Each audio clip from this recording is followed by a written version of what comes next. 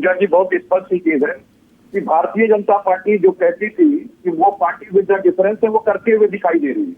क्योंकि जो कहती है वो करती नहीं, जो करती है वो कहती नहीं। बेपेंदी की अगर लोटा कोई है तो वो भारतीय जनता पार्टी है। ये प्रधानमंत्री नरेंद्र मोदी जी और अमित शाह जी ही अपने वक्तव्य में ये बार बार कहते रहे हैं कि हमारे यहाँ आडवाणी जी चूंकि 75 से ऊपर हो गए, हमारे यहाँ मुरली मनोहर जी 75 से ऊपर हो गए, मार्ग निदेशक मंडल के सदस्य बना दिए गए। तो ये प्रश्न बड़ा जायज है कि दूसरों पे करो तो बड़ा अच्छा लगता, अपने पर आ जाए तो साहब हम सब किनारे रख देंगे। हमारे पार्टी के संविधान में कहा, पार्टी का संविधान आपके आप बनाता कौन और बिगाड़ता कौन है ये भी नहीं पता। ये कैसे नड्डा जी दोबारा जो है वो हो जाते हैं, फिर आप कैसे कह सकते हैं कि आप वो चीजें नहीं करते हैं? आप भी तो तानाशाही पूर्वक अपने दल के अंदर चला रहे हैं और दूसरों के अंदर परिवारवाद ढूंढते हैं। तो आप सबसे बड़ी चीज इस बात की है कि भारतीय जनता पार्टी का चेहरा उजागर हो गया है कि ये वाकई जो चुनाव है वो दो लोगों के लिए पूरे देश में ये पार्टी बन चुकी है, जो अमित शाह और नरेंद्र मोदी जी की पार्टी है। अब मोदी जी जो सेकंड रीजन है वो अगर 75 के बाद अगर कोई इनका पूरा करेगा तो अमित शाह जी पूरा करेगा।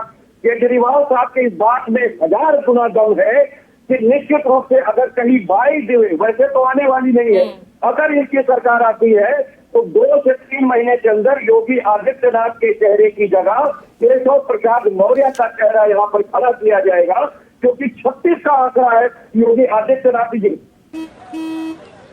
चल हो जा शुरू। केसरिया से मन जोगी हुआ रे, दिल झूमे देखो पतवारा हुआ रे, दिल झूमे देखो पतवारा हुआ रे। हर पल मनाओ केसरी त्योहार।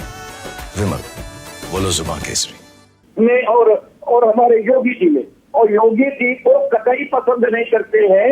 इसी वजह से आप देखिए जब मंत्रिमंडल विस्तार था 1.5 से 2 साल इनका पता रहा, राजभर साहब जो भीख का कटोरा योगी आदित्यनाथ को थमा रहे थे, जो उनकी औकात नजर दिला रहे थे, जो कहते थे कि सब सन्यासी मंदिर में, जो कहते थे कि विश्व का सबसे झूठा। चलिए जो विपक्ष यहाँ नैरेटिव यहाँ बैठाने की कोशिश कर रहा है, जनता उस पर कितना विश्वास करती है। 10-10 सेकंड में विक्रम जी और घरेंद्र जी आपको दे रही हूँ। घरेंद्र जी आपसे शुरुआत करें, बोलिए। देखिए पूजा जी, मैं यही कह रहा था कि अरविंद केजरीवाल जी के जेल से आने के बाद आम आदमी पार्टी के कार्यकर्ताओं में नया जोश है और अरविंद केजरीवाल जी भी पूरी मजबूती के साथ, पूरी जोश के साथ कल हनुमान मंदिर गए थे। हनुमान जी का आशीर्वाद लेके संकल्प लिया है कि जब तक इस देश से नरेंद्र मोदी की तानाशाही और अहंकारी सरकार को अरविंद केजरीवाल हटाएंगे नहीं, वो चैन से बैठेंगे नहीं।